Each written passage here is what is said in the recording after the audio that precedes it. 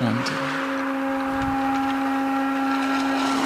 शुरुआत योग से करेंगे।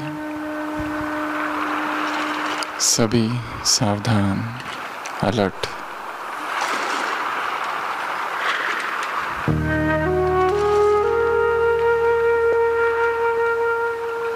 कुछ पल के लिए आंखें बंद।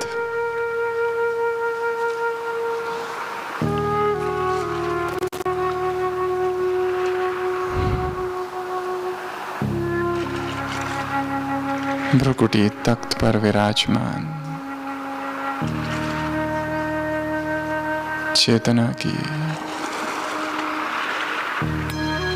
एक शक्तिशाली किरण मैं हूं।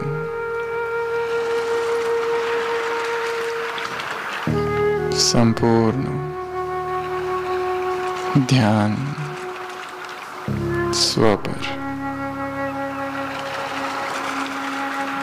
वायुमंडल अव्यक्त।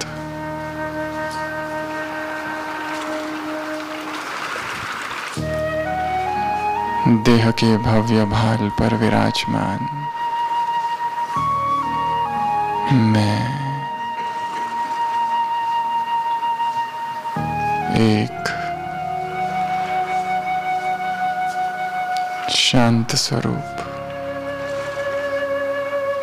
आत्मा हूं।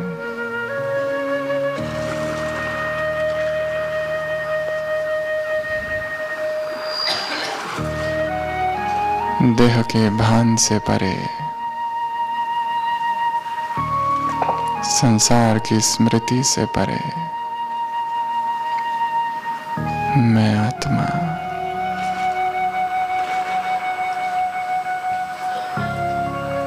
धीरे धीरे इस तन को यही छोड़ सूक्ष्म देह धारण कर आकाश में उड़ता एक फरिश्ता मन की आंखों से देखेंगे स्वयं को आकाश में उड़ते हुए।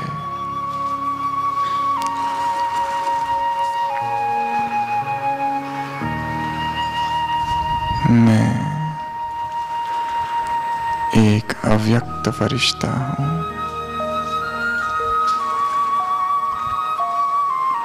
पुकार सुन रहा हूं मधुबन की।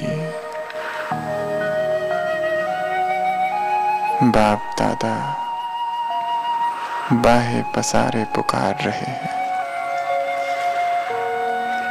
मैं फरिश्ता विहंग मार्ग से नीलांबर से होते हुए अरावली वादियों के ऊपर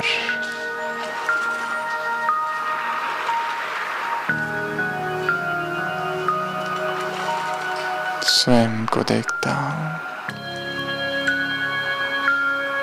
आकाश में लाइट के कार्ब में, और अब नीचे उतरता हूं तपोभुनि भूमि मधुबन की ओर। संसार का सर्वश्रेष्ठ तीर्थ मैं फरिश्ता डबल लाइट नीचे उतरता हूं और नीचे पहुंच गया मधुबन के आंगन में।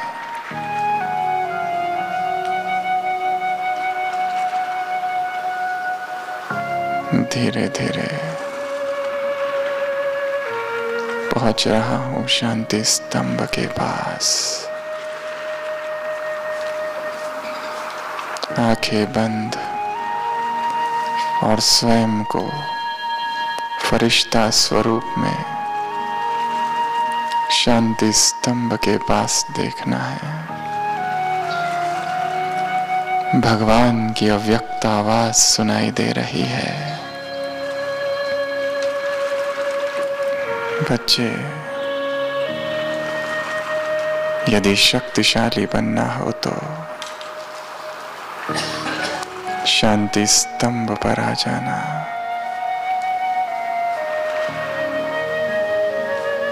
मैं फरिश्ता संपूर्ण हल्कापन, शक्तियों की अनंत धाराएं शांति स्तंभ से मुझ आत्मा में समा रही है।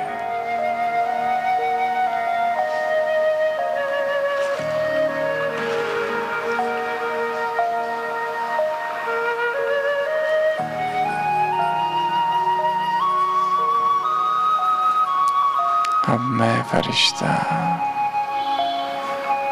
परिक्रमा करता हूं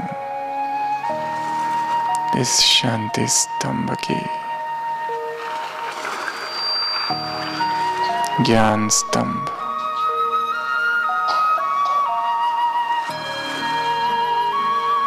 शक्ति स्तंभ, पवित्रता स्तंभ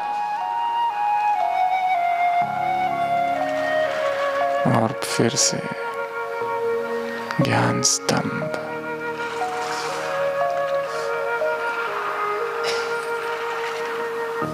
भगवान की अव्यक्त आवाज फिर सुनाई दे रही है। बच्चे, जैसे तुम अभी शांति स्तंभ की परिक्रमा करते हो, एक दिन जब तुम स्वयं शांति स्तंभ बन जाओगे तो बाप तुम्हारी परिक्रमा करेगा। अव्यक्त महावाक्य कानों में गूंज रहे। मैं फरिश्ता गदगद हो रहा हूं। अंतर मन में शांति की तरंगे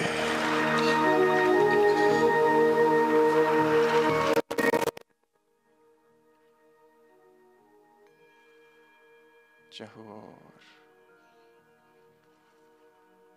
अव्यक्त वायुमंडल संपूर्ण मौन, आवाज से परे स्थिति,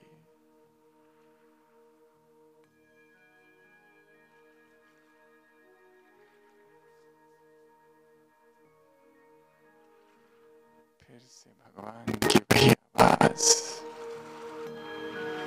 बच्चे, जैसे तुम अब शांति स्तंभ की परिक्रमा करते हो, एक दिन तुम स्वयं शांति स्तंभ जब बन जाओगे तब बाप तुम्हारी परिक्रमा करेंगे।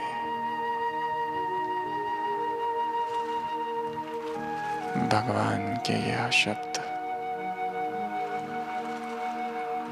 अंतर मन में समा रहे।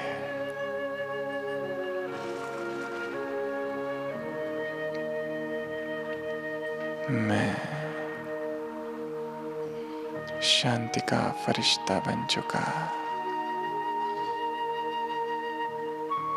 मैं स्वयं शांति स्तंभ हूं।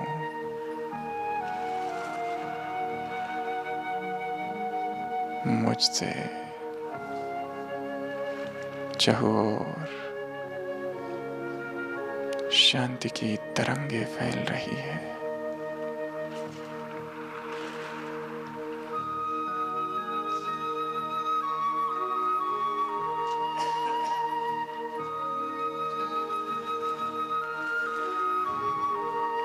ओम शांति।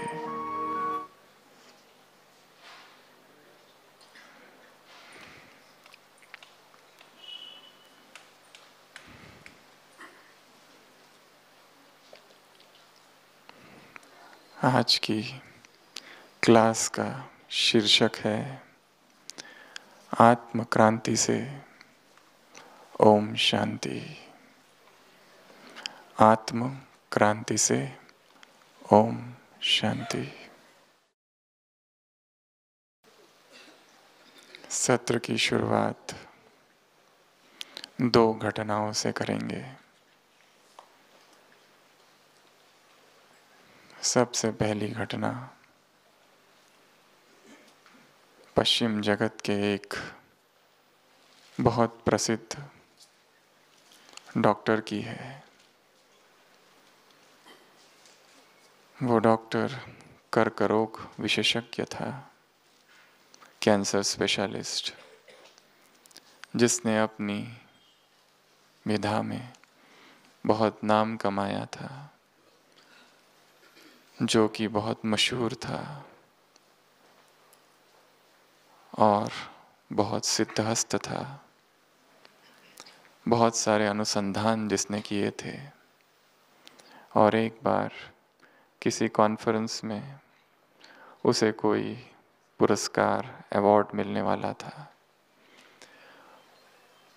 यह अवार्ड बहुत महत्वपूर्ण था, संसार के कुछ गिने चुने लोगों को ही मिला हुआ, तो उसे अत्यंत खुशी थी। उसने तुरंत फ्लाइट की बुकिंग की और निकल पड़ा। एक बहुत बड़ी कॉन्फ्रेंस होने वाली थी, जहाँ पर सबके बीच बहुत बड़ी हस्ती द्वारा उसे वो अवार्ड दिया जाने वाला था। जिस समय वो फ्लाइट में होता है, अचानक कुछ तकनीकी खराबी के कारण फ्लाइट का इमरजेंसी लैंडिंग एक छोटे से एयरपोर्ट पर होता है और उसे बड़ा दुख होता है, क्योंकि इतना उमंग होता है, क्योंकि समय बहुत कम था। 4-5 घंटे के अंदर उसे पहुंचना था वहाँ पर, परंतु कुछ खराबी की वजह से वो फ्लाइट किसी छोटे शहर में, गांव में उतरा और वहाँ पर उसे पता चला कि अगली जो फ्लाइट है वो 10 घंटे के बाद है। जो अवार्ड उसे मिलने वाला था उसका लाइव टेलीकास्ट सारे विश्व भर में होने वाला था। उसने अब तक जो मेहनत की थी मेडिकल प्रोफेशन में, उसका वो पारितोषिक था। तो वो बहुत बेचैन होता है, क्योंकि किसी भी हाल में उसे वहाँ पहुँचना है। तो वो फ्लाइट के लिए वेट ना कर कर एक टैक्सी बुक करता है और निकल पड़ता है। वहाँ से 4 घंटे का रास्ता होता है। उस डॉक्टर का नाम होता है डॉक्टर मार्क, और तेज़ी से अपने गंतव्य की ओर बढ़ते जाता है कि अचानक मौसम खराब हो जाता है। तूफान और बारिश और आंधी आने लगती है। बेचैन और होता है, क्या किए, कैसे जाए, क्योंकि कुछ दिखाई नहीं दे रहा। फिर से कार को एक जगह उसे रोकना पड़ता है। अब कहाँ जाए, थोड़ी सी भूख भी लग जाती है और थक चुका होता है। देखता है एक घर है, सोचता है इस घर में जाऊं और वहाँ पर कोई टेलीफोन होगा तो फ़ोन करूं। घर तक पहुँचता है, ठक ठक करता है। एक बूढ़ी माता दरवाज़ा खोलती है। वो कहता है कि इस तरह से मुझे एक इमरजेंसी फ़ोन कॉल करना है। वो माता कहती है कि यहाँ मेरे पास फ़ोन नहीं है, परंतु आप आ सकते हो, क्योंकि बाहर मौसम ठीक नहीं। वो डॉक्टर अंदर जाता है, बैठता है, वो उसके लिए कुछ देती है, चाय पानी, और देखता है कि वो माता थोड़ी देर के बाद प्रेयर कर रही है, प्रार्थना कर रही है। वो पूछता है, आप किस लिए प्रार्थना कर रही हो? वो कहती है कि मेरा एक बेटा है जो वहाँ बिस्तर पर लेटा हुआ है और उसे एक असाध्य रोग हो गया है। तो वो डॉक्टर कहता है, तुम अब इस तरह की प्रार्थनाओं में अपना समय क्यों व्यर्थ गवा रही हो? इसको किसी अच्छे डॉक्टर के पास क्यों नहीं ले जाती? तो वो माता कहती है, सबके पास ले गई, परंतु मेरे पास पैसे नहीं है, मैं बहुत गरीब हूँ, इसे कोई कैंसर की बीमारी हो गई है, और मैंने सुना है इसका इलाज केवल एक ही डॉक्टर कर सकता है और उस तक मैं पहुंच नहीं सकती। तो डॉक्टर मार्क पूछते हैं, जो कि थोड़ा नास्तिक है, जिसे इस तरह की बातों में विश्वास नहीं, जिसे भगवान में ही विश्वास नहीं, जो इस तरह की अंधश्रद्धा को मानता नहीं, जो विश्वास करता है मेहनत पर, दृढ़ संकल्प पर। वो कहता है कि इस तरह की प्रार्थनाएं सब तुम छोड़ो और उस डॉक्टर तक ले जाओ। तो माता कहती है कि मैं नहीं जा सकती क्योंकि मेरी इतनी पहुंच नहीं है, इतने पैसे मेरे पास नहीं है। मैंने सुना है केवल एक ही डॉक्टर है जो इसका इलाज कर सकता है, और उस तक क्योंकि मैं नहीं पहुंच सकती, मैं भगवान से प्रार्थना कर रही हूं। क्योंकि इस संकट की घड़ी में भगवान ही मेरा एकमात्र सहारा है। वो कहता है वो कौन सा डॉक्टर है? तो वो माता कहती है, मैंने सुना है उस डॉक्टर का नाम है डॉक्टर मार्क। तो डॉक्टर मार्क एकदम से धक से ठहर जाता है। वो उसे समझा रहा होता है कि इस तरह से प्रार्थना की कोई जरूरत नहीं, ना ही ये प्रार्थनाएं कभी मदद करती है। परंतु अचानक कुछ उसके मन में हो जाता है और वो कहता है कि मैं तो कहीं और जा रहा था, अपनी जीवन की दौड़ में दौड़ रहा था, संसार की मटेरियलिस्टिक परस्यूट्स, संसार की भागा दौड़ में, अपने करियर में, नाम कमाने में भाग रहा था। परंतु मुझे यहाँ किसने लाया? कैसे वो मेरा हवाई जहाज रुक गया और इस छोटे से गांव में आना पड़ा, और कैसी वो कार चली, और कैसी ये आंधी तूफान आ गए, और फिर मैं कैसे इस छोटे से घर में आ गया, ये किसने किया? और ये पल उसके लिए क्रांति का पल होता है, और वो उस माता को कहता है कि मैं ही वो हूं।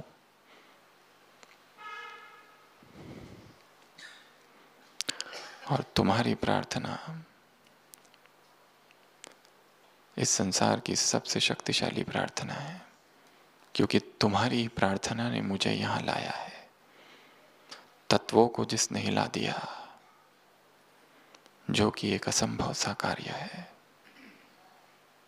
और उसके जीवन में एक मौन क्रांति हो जाती है। ये पहला उदाहरण। एक दूसरी ऐसी सत्य घटना है। रूस में एक बहुत बड़े विचारक और लेखक कवि हुए थे 19वीं शताब्दी में, फ्योडर डोस्टोयेव्स्की। जितने लेखक रूस में हुए होंगे आज तक, शायद सबसे शक्तिशाली प्रभावशाली लेखकों में फ्योडर डोस्टोयेव्स्की है। उसने अपने जीवन का एक अनुभव लिखा है कि जब मैं 27 साल का था, क्रांतिकारी स्वभाव था। रूस का जो शासक था, जिस तरह का शासन था, जिस तरह का वहां राजा था, जार था, उसके विरुद्ध मैंने विद्रोह कर दिया था, मैंने और मेरे मित्रों ने। और एक समय अप्रैल 1849 में इस विद्रोह के कारण मुझे बंदी बना लिया गया अपने मित्रों सहित, और 8 मास तक हमको कड़ी यातनाएं दी गई। 8 मास तक हमको काल कोठरी में बंद कर दिया गया, जहां मुश्किल से सूरज की कोई किरण उतरती थी। खाने के लिए कुछ खास था नहीं, केवल जिंदा रहने के लिए थोड़ा बहुत सख्त जमीन थी जिस पर हम सोते थे। हाथों में बेड़ियां थी, पैरों में बेड़ियां थी, और 8 मास तक हम मनुष्य की आवाज भी ना सुन पाए। ऐसी कठोर यातना का वो पल था। 8 मास तक हमने वहां गुजारा, और एक दिन अचानक काल कोठरी के दरवाजे खुले। कुछ सैनिक आए और उन्होंने कहा, चलो। कहाँ जाना है पता नहीं। और उसी अवस्था में उनको एक बग्गी में बिठाया जाता है और कहीं पर पहुंचाया जाता है। भविष्य अज्ञात है, सोचते हैं शायद हमें रिहा हो रहे, परंतु शायद मृत्यु की सजा भी हो सकती है, कुछ भी पता नहीं। वो उन्हें एक जगह लाया जाता है और वहां लाकर उन्हें पता चलता है कि हमें मारा जाने वाला है, एक एक करके। यही हमारी सजा है, यही हमारी परिणति, यही परिणाम है। एक एक की हथकड़ियाँ तोड़ दी जाती है और उन्हें कहा जाता है, ये लो क्रॉस जीसस का, इसको चूमो और जो करना है करो, जो प्रार्थना, क्योंकि ये तुम्हारा अंतिम घड़ी है। घबरा जाते हैं अंदर से, ऐसा भय कपता है, शरीर कुछ कुछ होने लगता है और एक एक को सामने लेके जाया जाता है और बंदूक लेकर, पिस्तौल लेकर कुछ सैनिक वहाँ खड़े होते हैं और अभी उन्हें बस मारने ही जाने वाले थे कि अचानक से एक घोड़े पर सवार व्यक्ति आता है, ज़ार की तरफ से, राजा की तरफ से एक संदेश लेकर कि ये दोस्टोवस्की और उसके साथियों को रिहा कर दिया जाता है। अचानक अभी मृत्यु सामने थी और अचानक फ्रीडम, अचानक रिहा हो गए। उस पल का वर्णन लेखक ने अपने किसी किताब में द इडियट में किया है। बहुत समय बाद उसने लिखा है कि वो जीवन का ऐसा पल था कि उस समय मैंने सोचा कि मेरा जीवन कहाँ बीत रहा था, कहाँ गुजर रहा था। I have spent my life in errors, in mistakes, in idiocies, in faults and failings, in sins. मैंने अपना जीवन पाप कर्म में गुजार दिया था, मैंने अपना जीवन कितनी गलतियों में बिता दिया था। कैसा ये भगवान की अनुकंपा हुई मुझ पर कि मृत्यु सामने थी और मुझे एक फिर अवसर दिया गया। और उस पल, उस क्षण, उस मोमेंट जीवन में क्रांति हो गई और उसके बाद का जो जीवन था वो फिर वो वैसा नहीं रहा जो कि पहले था। एक आत्म क्रांति घटित हो गई। इन दोनों उदाहरणों में, दोनों ही व्यक्तियों के जीवन में ऐसी घटनाएं हुई कि अचानक क्रांति हुई, परिवर्तन हुआ। फिर वो नहीं रहे जो पहले थे। तो आज हम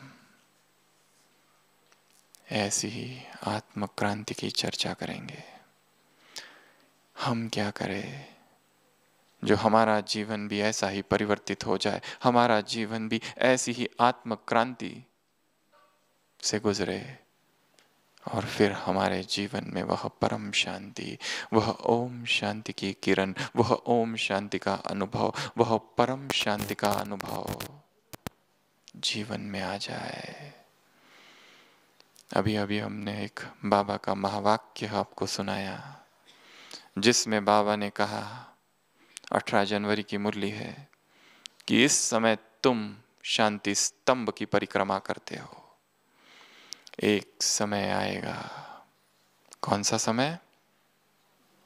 जब तुम स्वयं शांति स्तंभ बन जाओगे, तब बाप तुम्हारी परिक्रमा करेगा। शांति स्तंभ बन जाना अर्थात अंग अंग शीतल हो जाना, अर्थात मन में परम शांति प्रकट हो जाना, अर्थात अध्यात्म की परम अवस्था को प्राप्त हो जाना। योगी के अंग अंग शीतल हो जाते हैं। इस संसार की कोई चीज उसे उद्वेलित नहीं कर सकती। संसार की कोई घटना उसके अंदर एजिटेशन, उद्वेग उत्पन्न नहीं कर सकती। ऐसी परम शांति की स्थिति वह संपूर्णता की अवस्था है, संपन्नता की स्थिति है। जैसे ब्रह्मा संपूर्ण शांत है, शांति का फरिश्ता है, शांति स्तंभ है, उसी तरह जैसे ये शांति स्तंभ यहाँ खड़ा है और इसकी किरणें सकल विश्व में फैल रही है। अस्थिया स्थिति की याद दिलाएगी। अव्यक्त महावाक्य है बाबा के 69 के कि अस्थिया स्थिति की याद दिलाएगी। शरीर चला गया परंतु प्रकंपन संसार में फैल रहे हैं, फैलते रहेंगे। जैसे ये शांति स्तंभ बन गया वैसे हर एक ब्राह्मणात्मा शांति स्तंभ बन जाए। सुबह का वरदान। यह जीवन अलौकिक है, लौकिक जैसा नहीं। दृष्टि, वृत्ति, स्मृति सब कुछ जहां परिवर्तन हो जाए, ऐसी आत्मक्रांति हमें लानी है।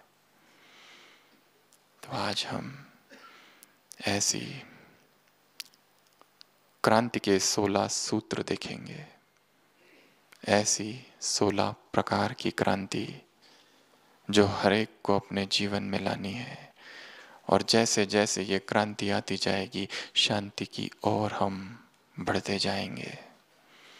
एक एक सूत्र जो शांति का है, क्रांति का है, उसे केवल सुनना नहीं परंतु इस शांति स्तंभ के प्रफुल्लित, पुनीत, परम पावन वातावरण में सुनते सुनते ही धारण करते जाना है।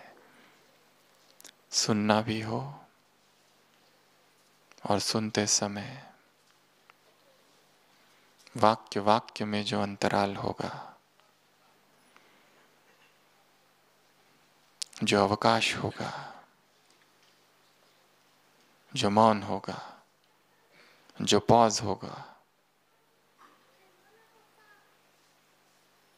उस पॉज में, उस अंतराल में स्वयं की चेकिंग भी साथ साथ करते जाना और क्रांति के ये सारे सूत्र स्वयं के अंदर धारण करते जाना। शांति का, क्रांति का पहला सूत्र है विचार। विचार मंथन। किसी भी बात को तुरंत स्वीकार नहीं कर लेना, सोचना। भगवान के महावाक्य है, ये ज्ञान अंधश्रद्धा का नहीं, ये ज्ञान अंधविश्वास का नहीं। बाप जो कहता है और संसार के लोग जो कहते हैं, जज करो राइट कौन है। अंधश्रद्धा से इस ज्ञान को स्वीकार नहीं करना। अपनी बुद्धि को, अपने चिंतन को, अपनी विचारधारा को बड़ा करना है। एक शिक्षक विद्यार्थियों से पूछता है, आसमान में कितने तारे हैं? एक लड़का कहता है 100। दूसरा कहता है 1000। शिक्षक पूछते हैं, बताओ कितने तारे तुम आसमान में देखते हो? तीसरा कहता है 1,00,000। चौथा कहता है 1,00,00,000।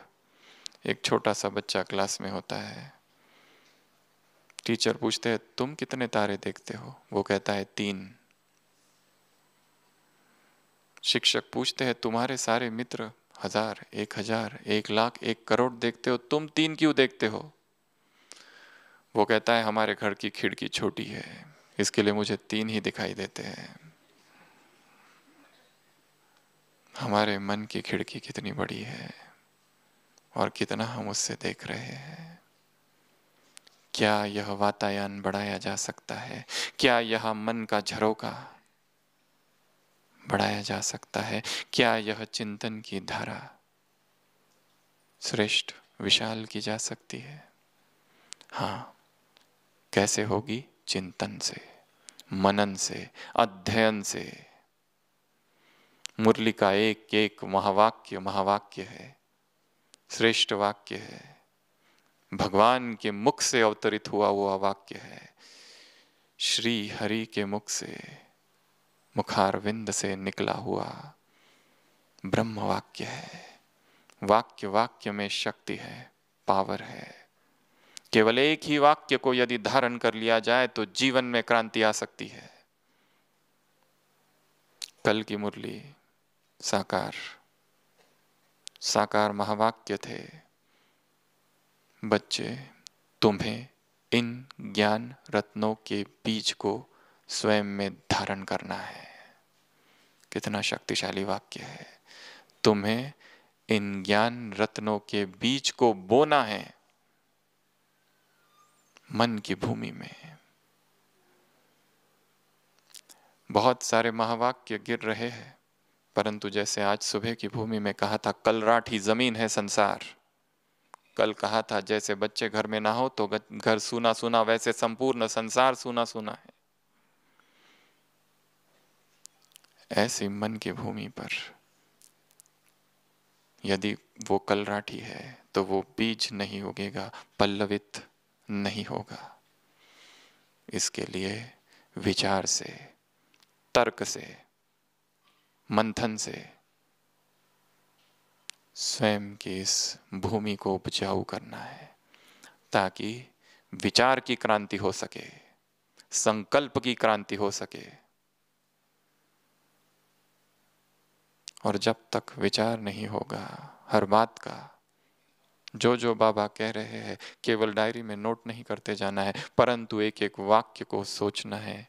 क्यों कहा गया, किस लिए कहा गया, सत्य है असत्य है, सार है असार है, मिथ्या है या वास्तविक है, क्या है। किसी भी बात को तुरंत स्वीकार कर लेना अर्थात उस बात से मुक्त हो जाना। हमें बताया गया ये आदर्श है, इनको फॉलो करना है, परंतु उस आदर्श को यदि हम भगवान बना दिया जाए, उसके गले में माला पहना दी जाए तो हम उससे मुक्त हो जाते हैं, क्योंकि अब हमें उन जैसा बनने की आवश्यकता नहीं। ये बड़ा ही कुटिल मार्ग संसार ने हमेशा से खोजा है। जितने संत योगी महात्मा तपस्वी सन्यासी हुए हैं उन्हीं को भगवान बना दिया, ताकि फिर उन्होंने जो किया वैसा करने की कोई आवश्यकता नहीं, क्योंकि वो दूसरे हो गए, हम दूसरे हो गए। महात्मा बुद्ध ने कभी नहीं कहा था मेरी पूजा करो। आज संसार में सबसे ज्यादा मूर्तियां उन्हीं की है। किसी किसी मंदिर में 10,000 मूर्तियां है। उन्होंने कहा था मेरा कोई शास्त्र नहीं बनाना, उन्होंने कहा था मेरे कोई पंथ नहीं बनाना, पर उल्टा हुआ। मनुष्य दूसरे मार्ग ढूंढ लेता है पूजा का। आज सुना ना, इसके जिस्म को भी याद नहीं करना, साकार देह को याद नहीं करना, ब्रह्मा की कोई महिमा नहीं है। ब्रह्मा को माला नहीं पहना हो, माला पहनाना अर्थात उसको अलग कर देना, फिर हमें उसके जैसा बनने की कोई आवश्यकता नहीं होती है। तो पहली क्रांति है, पहला क्रांति का सूत्र है विचार। दूसरा है आत्माभिमान। पहले 5 सूत्र होंगे तो अगले 5 सूत्र उसका परिणाम होंगे। तो दूसरा सूत्र, दूसरी क्रांति जो लानी है वो है आत्माभिमानी स्थिति और आत्मिक दृष्टि का अभ्यास। बार बार आत्मा देखना सुबह का वरदान। दृष्टि, वृत्ति और स्मृति इसको बना दो। आत्मा है या तो फिर बहन है, भाई है, बस दिन रात इसी का अभ्यास करते रहना। देह देह धीरे धीरे जो देह का आकर्षण है वो शिथिल होते जाएगा, विलीन होते जाएगा, नहीं तो देह खींचते जाएगा। स्वयं स्वयं को आत्मा समझना और जो भी दिखाई दे रहे हैं चमकता हुआ सितारा उनको देखना, इसी का सबसे ज्यादा अभ्यास चाहिए। और यही अभ्यास सबसे कम है। क्या हम करें कि अभ्यास नेचुरल हो जाए। दूसरे भी आत्मा हमें तब दिखाई देते हैं जब हम स्वयं उस आत्माभिमानी स्थिति का अभ्यास करते हैं। मुरलिया चल रही है, अमृत वेले का समय, रात रात जाग कर अभ्यास करो। रात का समय सबसे फ्रेश, सबसे शक्तिशाली समय है। दिन में याद नहीं टिक सकती, सुबह टिक सकती है। एकांत होता है, सन्नाटा होता है, जैसे कि मर चुके हैं। ऐसा अनुभव, ऐसा डेड साइलेंस का अनुभव उस समय उस आत्मा का अनुभव। मैं देह नहीं केवल आत्मा हूं। देह खो गया, देह विलीन हो गया, तत्व तत्व में विलीन हो गए, बच गई आत्मा। प्रातस्मरामि हृदि संस्फुरदात्म तत्वम सच्चित सुखम परमहंस गतिम तुरियम। वह तुरिया, the fourth stage of consciousness का अनुभव केवल प्रातस्मरामि होगा। इसके लिए सुबह इसका अभ्यास करना है, आत्माभिमानी स्थिति का, जैसे देह है ही नहीं। ये दूसरी क्रांति है। तीसरी, याद की क्रांति।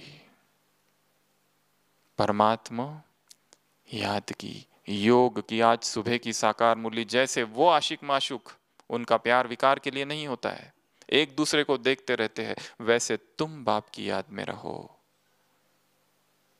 इतना याद करो, इतना याद करो कि संसार भूल जाए, संसार के लोग भूल जाए, देहधारी भूल जाए। वह एक ही सर्वस्व है। ऐसा अनुभव केवल कहने मात्र नहीं, केवल भाषण देने मात्र नहीं, केवल दूसरों को बताने मात्र नहीं, केवल ये कहने मात्र नहीं कि वही सर्व संबंधी है, परंतु वो साक्षात अनुभव कि आत्मा खो गई।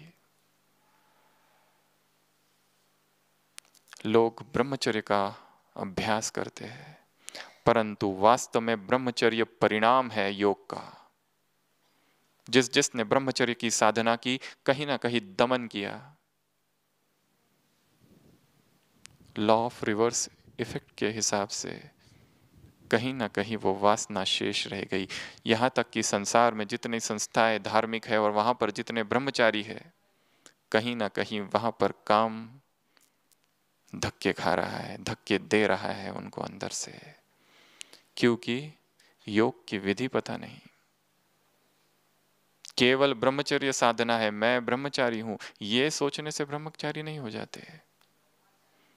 शायद कल की मुरली में था, शरीर से डिटैच हो जाओ, परंतु खाली शरीर से डिटैच होकर कुछ नहीं होगा। शरीर से डिटैच होकर तुमको बाप को याद करना है, तब फायदा है। शरीर से डिटैच तो सन्यासी भी होते हैं, परंतु फिर भी ब्रह्मचर्य नहीं साध सकते। योग वो विधि है जिससे सहज परिणाम प्यूरिटी आएगी, क्योंकि योग से देह का आकर्षण शनै शनै शिथिल कम होते जाएगा। तो अपने योग के चार्ट को बढ़ाना है, जोर से पुरुषार्थ करो। सुबह की साकार मुरली, ये तीसरी क्रांति। चौथी, परमात्मा प्रेम की क्रांति लानी है। परमात्मा प्रेम एकमात्र ऐसी चीज है संसार की, उसमें कोई व्यक्ति डूब जाए तो परिवर्तन होना ही है। विदेश के एक लेखक ने एक अनुभव लिखा है, एश्योरेंस एंड सिन नाम की एक किताब में आरसी स्क्रॉल नाम के एक लेखक ने लिखा है एक व्यक्ति का अनुभव। एक पादरी चर्च में समर्पित रूप से अपनी सेवाएं देते थे, गीत लिखते थे, भजन लिखते थे, दिन रात प्रभु का गुणगान करते थे, प्रवचन करते थे, संसार से वैराग था। और अचानक उसी चर्च की एक नर्स, एक नन से आसक्ति बढ़ गई, प्रेम हो गया, और बाद में दोनों ने शादी कर ली। सब कुछ छूट गया, चर्च छूट गया, वो गीत, वो संगीत, वो प्रभु की आराधना, सब कुछ, सब छूट गया। और धीरे धीरे विकारों की गर्त में चला गया। बहुत साल बीत गए, दुखी था अंदर से। ऐसे ऐसे उसने गीत लिखे थे प्रभु प्रेम के कि लोग वो गीत सुनकर मगन हो जाते थे भगवान की याद में, वो इंग्लिश साम्स। और आज वो एक पापमय जीवन व्यतीत करता था। और एक दिन एक टांगे में बैठकर कहीं जा रहा था, पेरिस की एक सड़क में, रात का समय था, एक महिला वहां आके बैठी उसी टांगे में, और वो दोनों जाने लगे। तो वो महिला लेखक थी, और वो कुछ कविताएं पढ़ रही थी, कुछ गीत पढ़ रही थी।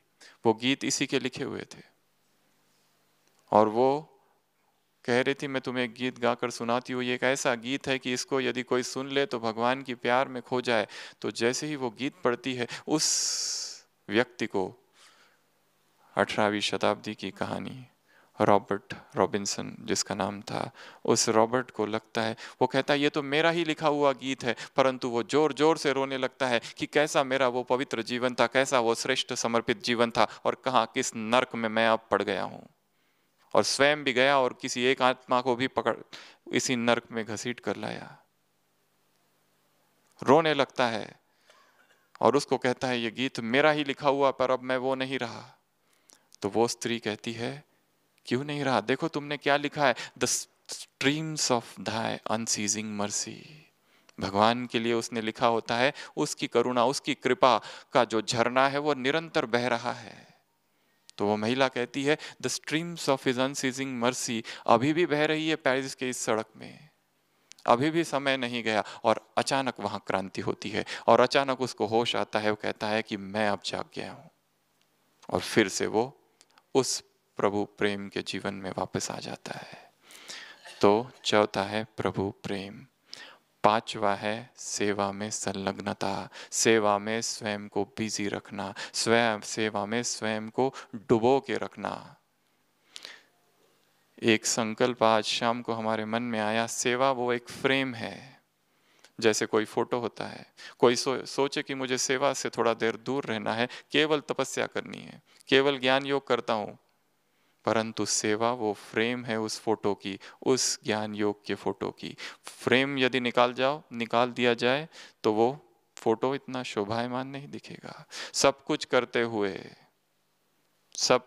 करते हुए बिजी रहते हुए भी ज्ञान योग करना, यही कर्मयोगी जीवन है। तो सेवा करते करते ही क्रांति आएगी, सेवा छोड़कर नहीं, कर्म छोड़कर नहीं। ये पांच चीजें जब होगी तो अगली पांच क्रांतियां आएगी।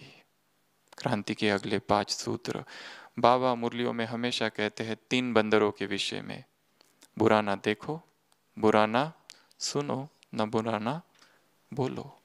उसमें चौथा एडिशन है बुरा ना करो, और भगवान ने जो एडिशन किया है वो है सोचना।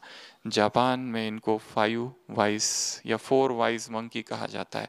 सबसे पहला या छठवां सूत्र है मिज़हरु। मिज़हरु अर्थात उस बंदर का नाम है जापान में, बुरा न देखना। यदि हमें आत्मक्रांति लानी है तो उसका छठवां सूत्र है ऐसी कोई चीज ना देख लेना इन आंखों से कि जिसके विषय में फिर पश्चाताप हो।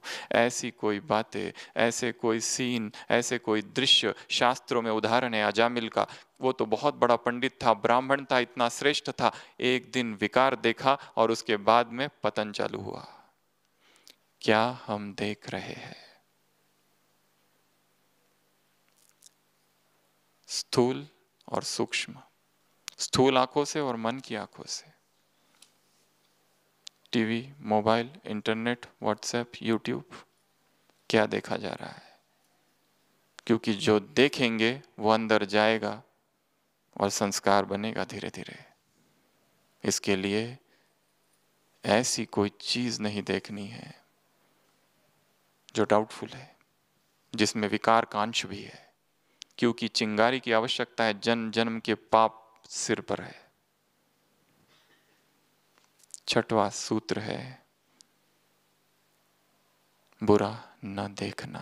तो देखना क्या? देखना है तो प्रभु की लीला, देखना है तो वो देखो उसका वो रूप कितना सुंदर है, उसका ये यज्ञ कितना सुंदर है, उसका ये परिवार कितना सुंदर है।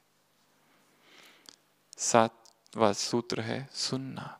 क्या हम सुन रहे हैं?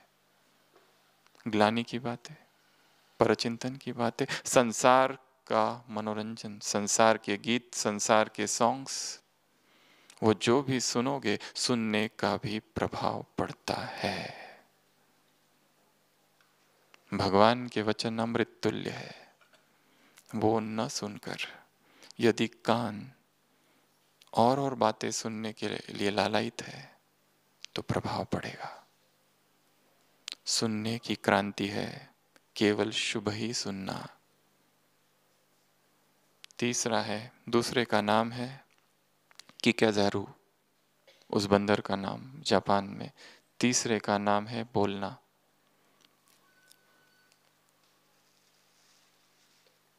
इवाज़ारू, क्या हम बोल रहे हैं? एक है संकल्प करना और फिर बोलना, दूसरा है बोल दिया और उसके बाद में संकल्प करना। जब हमें पता है ये बोलना है तो जबरदस्ती और जानबूझ के वो बोलना, और फिर अपने आप संकल्प निर्माण होंगे, अदर वे राउंड। ये भी एक प्रोसेस है। ये तीसरा। चौथा है करना, क्या हम कर रहे हैं? क्योंकि करने का बहुत जबरदस्त प्रभाव है। कुछ कर्म बिना सोचे ही किए जा रहे हैं। बाबा ने कहा है जो भी करो उसमें 3-4 चीजें होनी चाहिए श्रीमत अनुसार: आत्माभिमानी स्थिति, याद, निमित्त भाव, निस्वार्थ भाव, त्रिकालदर्शी स्थिति। ये सारी चीजें होनी चाहिए, फिर कर्म हो, नहीं तो पश्चाताप होगा। संसार में रक्त की नदियां बहेगी, ब्राह्मण संसार में खून के आंसू बहेंगे। जो करना था नहीं किया। भगवान चीख चीख के, पुकार पुकार के कह रहा था ये करो, पर हमने नहीं किया।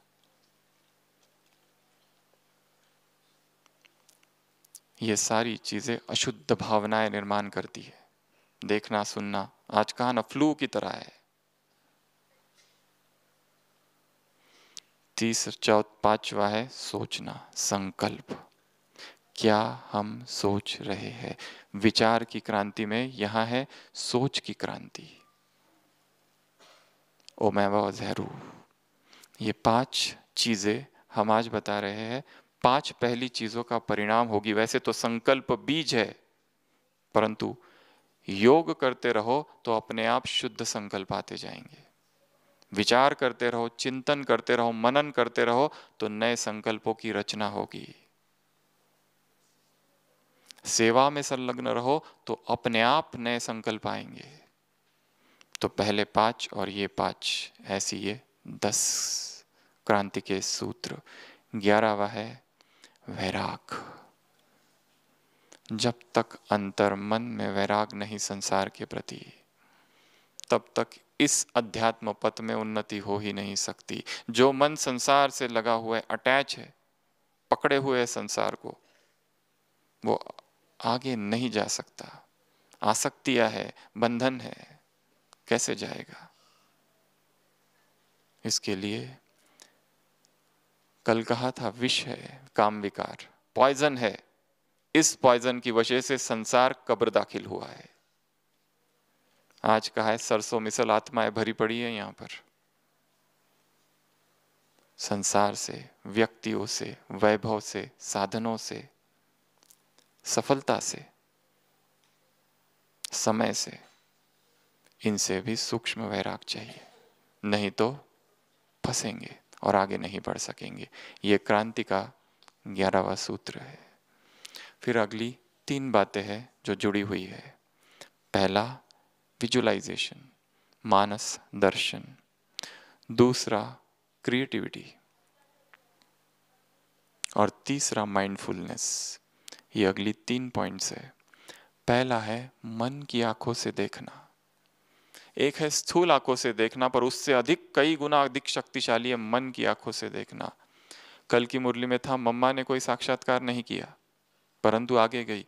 क्या किया फिर? विजुअलाइजेशन, अपने संपूर्ण स्वरूप को देखना। ये मैं हूं और मैं वो बन रहा हूं, बन गया हूं, बन चुका हूं। उसको मन की आंखों से विजुअलाइज करना। जो भी मैं बनना चाहता हूं, ये विकार है, काम विकार है, क्रोध है, लोभ है, मोह है, अहंकार है, अपने आप को वो देखना कि इससे वो मुक्त है।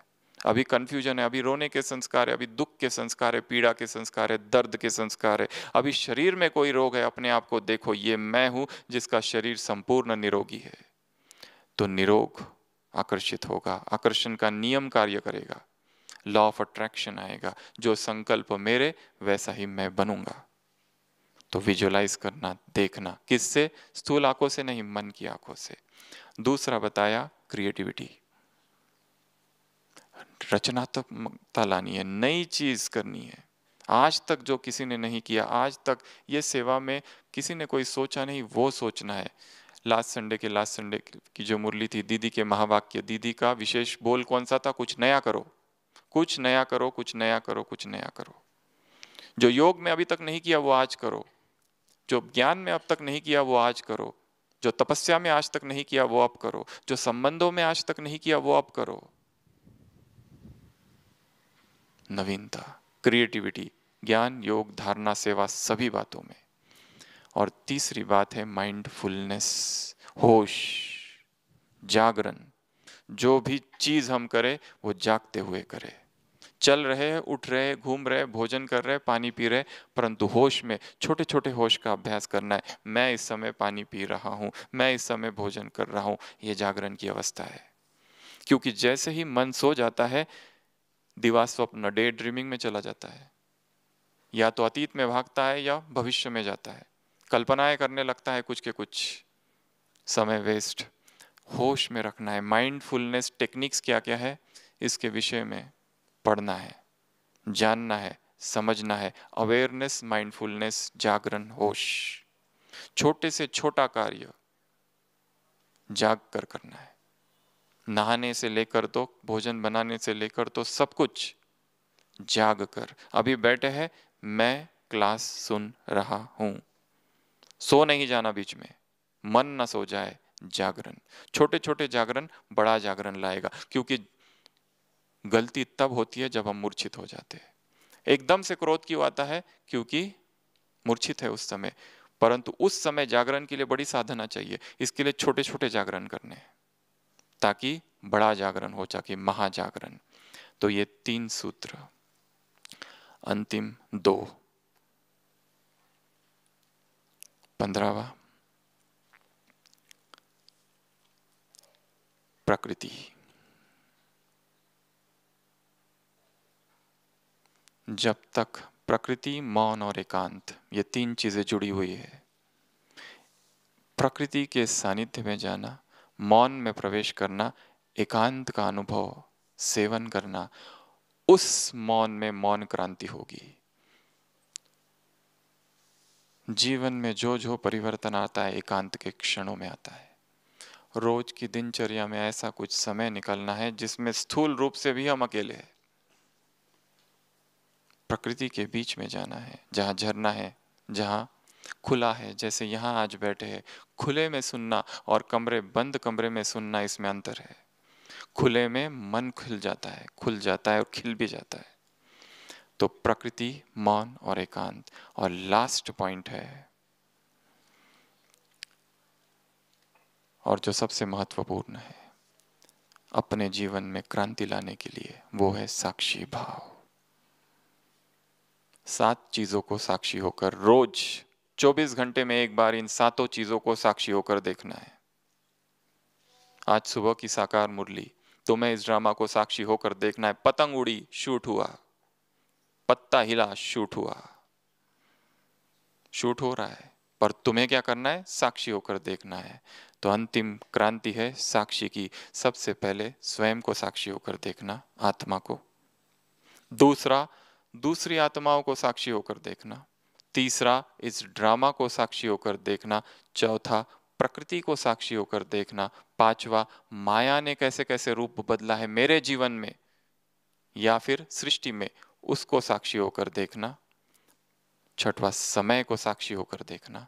और अंतिम, स्वयं भगवान और उसके जो कर्तव्य है, उसका जो पार्ट है, उसको ही साक्षी होकर देखना। कहाँ तो भगवान हिस्ट्री हॉल, और फिर मेडिटेशन हॉल, और ओम शांति भवन, और फिर डायमंड हॉल, और अब क्या पार्ट चल रहा है, कैसे भगवान ने अपना पार्ट बदला है, क्या हो रहा है उसके पार्ट के साथ, और हम क्या कर रहे हैं।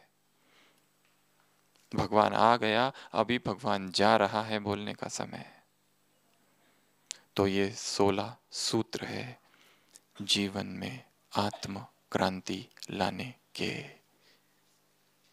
अलग अलग समय पर इन सभी बातों का चिंतन करना है। पहला, विचार सागर मंथन। दूसरा, आत्माभिमानी स्थिति। तीसरा, योग। चौथा, परमात्मा प्रेम को बढ़ाना है। क्या हम करें कि जिससे भगवान का प्रेम बढ़ जाए। बाबा का प्यार अर्थात 7 चीजों से प्यार। बाप का प्यार अर्थात मुरली से प्यार, बाप से प्यार अर्थात यज्ञ से प्यार, बाप से प्यार अर्थात परिवार से प्यार, बाप से प्यार अर्थात श्रीमत से प्यार, बाप से प्यार अर्थात उसके राजयोग से प्यार, बाप से प्यार अर्थात उसकी सेवा से प्यार। ऐसी ये 7 चीजें हैं। कोई ये नहीं कह सकता केवल मेरा बाबा कहने से नहीं होगा। यज्ञ से प्यार करना पड़ेगा, इस परिवार से क्या प्यार करना पड़ेगा, मुरली से प्यार करना पड़ेगा, श्रीमत से प्यार करना पड़ेगा, तब कहेंगे कि भगवान से प्यार है। नहीं तो वो दिखावा मात्र है, दंभ है, आडंबर है। तो परमात्मा प्रेम और सेवा में संलग्नता। फिर 5 बंदर, न बुरा देखना, न सुनना, न बोलना, न करना और न ही सोचना। 5 के बाद वैराग अपने जीवन में फिर लाना है। फिर 3 चीजें, विजुअलाइजेशन, मानस दर्शन का प्रैक्टिस करना है। What is creative visualization? जैसे काम विकार के विषय में कोई कल्पना करता है और कोई काम क्रिया में रत है, दोनों क्रियाओं में समान रूप से ऊर्जा खर्च होती है। कल्पना, सेंशुअल फैंटेसीज सबसे बड़ा रोग है आज युवकों में।